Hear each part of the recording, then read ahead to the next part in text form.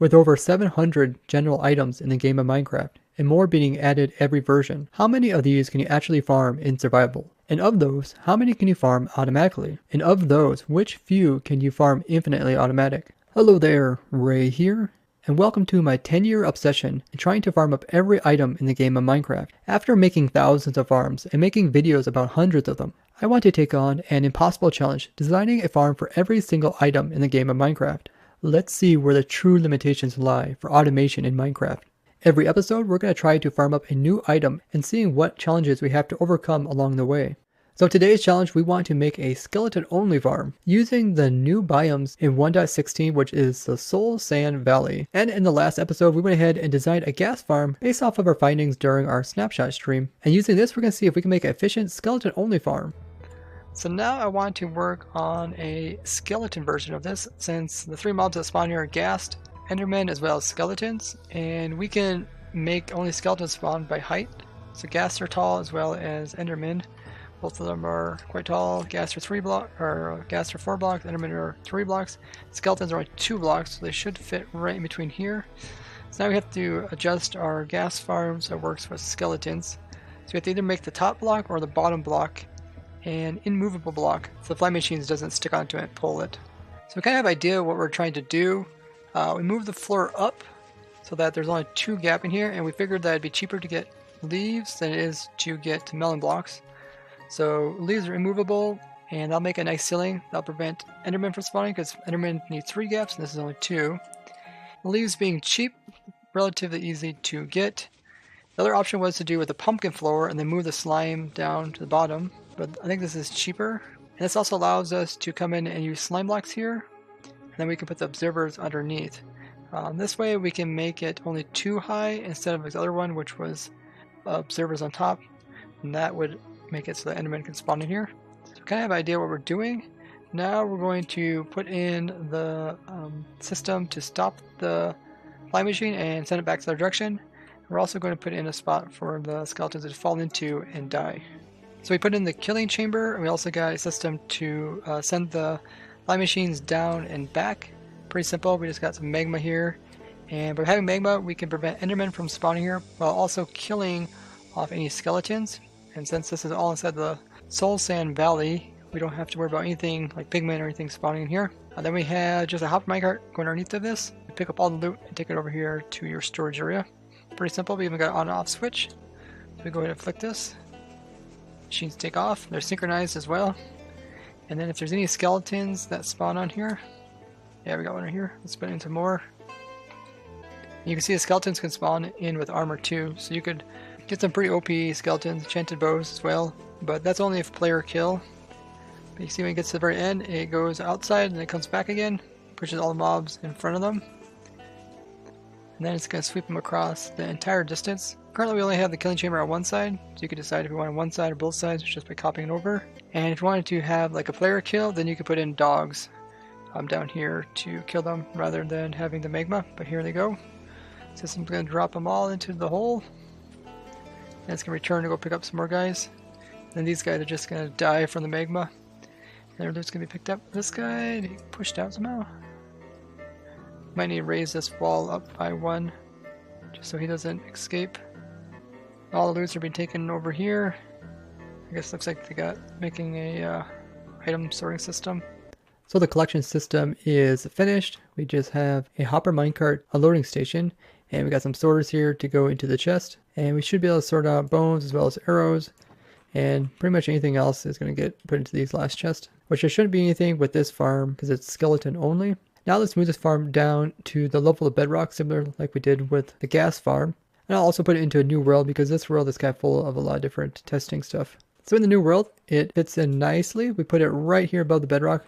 That way we can get low as possible so the spawning rates are faster than if we had it way up in the air. I also shrunk down the item sorter so it's not so bulky as well. There's an on and off switch for the hopper minecart. We turn that on. There's also on and off switch for the sweepers here. And pretty much any spot that's not being used for spawning space, we try to slab it so mobs are forced to be spawned inside. You can also put buttons on magma blocks if you don't want mobs to spawn there, but since we're in this biome, we shouldn't get anything to spawn on top of this. And here comes our batch of skeletons, working great. Also, you want to make sure if your farm's kind of big that the whole thing is in the Soul Sand Valley biome of the Nether, because the biomes can change pretty abruptly. The biomes can kind of change depending if you go up and down too. So you want to check similar Y level as where you have your farm. Also on the opposite side where the returning station are, we need to make sure that the fly machines don't get exposed so anything can spawn on top of them. So we might have to add some leaves or some slabs over here. Because machines do go past the edge here. That way the skeletons don't get immediately put inside of the block. Instead they end up on their side. So notice how these fly machines do hang over the edge. So we need to make sure to put in some extra leaves here.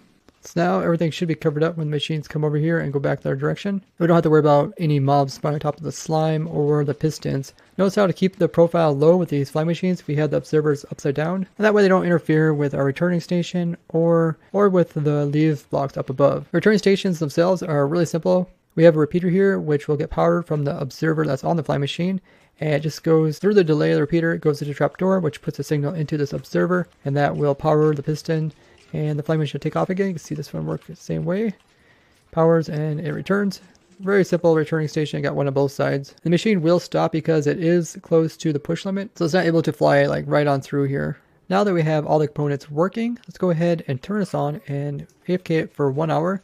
So in the center here, up high enough so that we only load the farm, very similar to the gas farm. I went ahead and put in an AFK spot. It's right here with this glass block. I'll AFK this for 1 hour and see what type of rates we get out of this.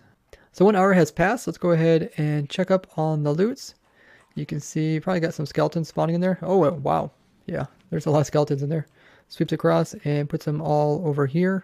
And the minecart is picking up all the loots. And it looks like the system over here to unload the hopper minecart is able to keep up. I don't see any items getting stuck in any of these hoppers. I guess if there was some unusual item, it would end up like in this chest over here. But currently, since it's only skeletons, everything should go into the sorters. Wow, we got half a double chest worth of bones. Check out the arrows. Arrows are very similar.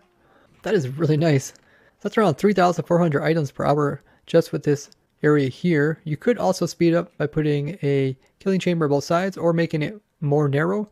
The more narrow you make it, the less the fly machine has to move. So it can be cleaning off the platform more quickly, which allows skeletons to spawn in faster as well. But it is definitely a success. We got plenty of bones as well as arrows out of this farm.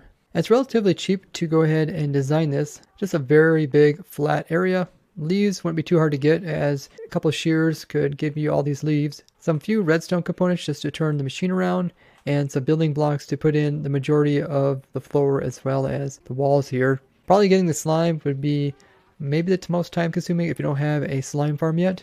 And the magma blocks are really easy to get as well. A little bit of rails down here. You can even skimp on the power rails if you want to, put in normal rails, or you can use like a rail duper to get those. And some just small redstone here if you want to sort the items, or you can put them all together. Like I say, overall, this is a very nice, simple design that you can definitely do early game to get plenty of skeleton drops, including those really useful bones. I really had a lot of fun designing this farm as well as the guest-only farm with you guys during the snapshot stream. I really appreciate everyone who joined on and helped with the build of it, including people like Extra Rudda and Cheater Codes, and we will be doing more of these snapshot streams where we design new type of farms. So make sure you go ahead and follow me on my other social links. That's where I'll notify you guys of when those streams start up, and you can join the stream as well as the server. Even if you're not a good redstoner, people also hop on the server to design pixel art and buildings, as well as other Minecraft things. It's also a great time if you want to show me something cool. So here's our document with all the items in the game Minecraft. Let's find arrows. There they are. That's one of the loots that come from the skeletons. Are they renewable? Yes, we can get from the skeletons. Are they automatic with that inactive player? And that's also yes, because our player is sitting up there making sure that mobs can spawn around him. Is it infinitely automatic? Yes, because we don't need to put any new items into the system in order to keep it going. Short description is a mob farm. That tells the general way of trying to get the result. Completed? Yes, we completed that. And I'll put the video URL right here. So if anybody needs to try to figure out how to easily farm up arrows, they can come here and click on that. So next up, let's look up bones. That's another loot that these guys give. And there it is right there, bones. It's very similar to arrows. It is renewable. It's also automatic with the inactive player. And it is infinitely automatic. So let's go ahead and change this to yes. And it should change to the green color automatically. And you get these through a skeleton farm. That's where I'll put the link to the video. And we'll also check this one off as being completed. Awesome guys, we just knocked off 2 more items off of the list of close to 700 items, which we're trying to farm all of them up. This document is a work in progress, but I have made the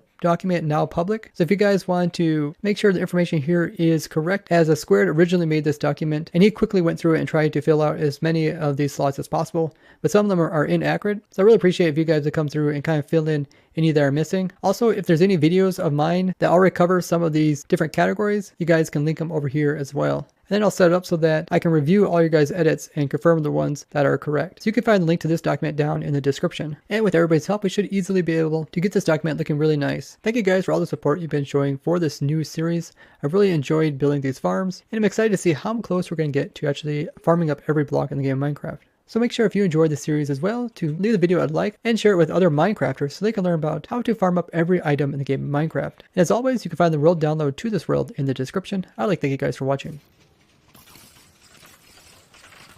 Bye-bye.